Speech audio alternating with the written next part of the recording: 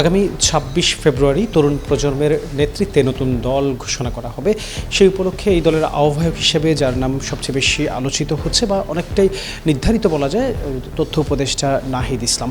আজকে সচিবালয়ে তথ্য উপদেষ্টা নাহিদ ইসলামের আরও একটি ব্যাপারে যেটি সবচেয়ে বেশি আলোচিত, যে কোনো সময় তিনি পদত্যাগ করতে পারেন। যদিও আজকে তিনি পদত্যাগ করেননি, তারপরও কিন্তু তিনি অফিসে আজকেও আসেননি। অর্থাৎ যে ২৬ ফেব্রুয়ারির আগের যে কোনো দিন পদত্যাগ করবেন নাহিদ ইসলাম। বৈষম্যবিরোধী ছাত্র আন্দোলন এবং নাগরিক কমিটির বিভিন্ন জনের সাথে আলাপ করে আমরা আসলে যেমনটি জানতে পেরেছি, তিনি আহ্বায়ক হিসেবে থাকবেন এই দলটির।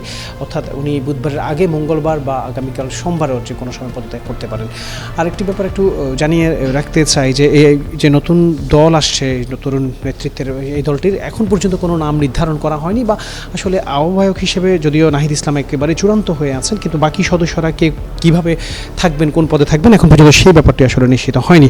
আর এই দলটির যদিও নামও নিশ্চিতকরণ করা হয়নি, এটি ২৬ ফেব্রুয়ারি জাতীয় সংসদ সংলগ্ন মানিকনিয়া এভিনিউতে আয়োজনের মধ্য দিয়ে তারা এই দলের আত্মপ্রকাশ করবেন এবং সেখানে তাদেরকে যেটি আসলে আমরা জানতে পেরেছি, লক্ষাধিক লোকের সমাগম ঘটানোর কথা বলা হচ্ছে এবং এই তারা দলটির আসলে কার্যপরিধি কী হবে, কে কোন পদে থাকবে, সেটি নিয়েও যদি এখন পর্যন্ত কোনো আলোচনা বা এখন পর্যন্ত ওই আলোচনা হয়নি। এই দল গঠনের আগে, অর্থাৎ তরুণ প্রজন্মের যে দলটি গঠন করা হবে তার আগে তারা একটি ক্যাম্পেইন শুরু করেছিল, নাগরিক কমিটি আপনার চোখে নতুন বাংলাদেশ। এখানে প্রায় ৩.৫ লাখের মতামত এসেছে, সেটি তারা যাচাই বাছাই করছেন এবং বিভিন্ন এই আরেকটি ব্যাপার যে এই নাগরিক কমিটির সদস্য হিসেবে আক্তার হোসেনকে এই দলেরও আসলে গুরুত্বপূর্ণ পদে দেখা যাওয়ার অনেকটা নিশ্চয়তা আছে। যদিও যে সকল পদগুলোতে গুরুত্বপূর্ণ যে পদগুলো রয়েছে সেখানে কারা থাকবেন সেই ব্যাপারটি এখনও চূড়ান্ত হয়নি।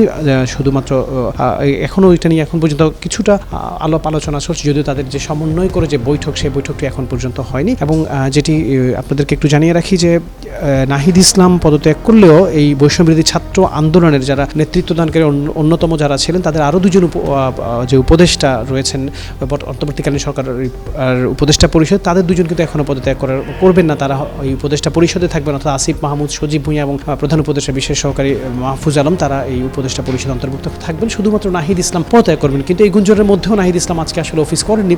অর্থাৎ এই যে অন্তর্বর্তীকালীন সরকারের পদ ছাড়ার যে আসলে এক ধরনের কথা শুনেছে, সেটি যে আসলে একটি ধারাবাহিকতা হয়তো, কিন্তু তিনি আগামীকাল বা এর পরের দিন যে কোনো দিন পদত্যাগ করার জন্য আসবেন শেষ কর্মদিবস পালন করার জন্য। দর্শক, এই ছিল তথ্য মন্ত্রণালয় থেকে আমার কাছে সর্বশেষ।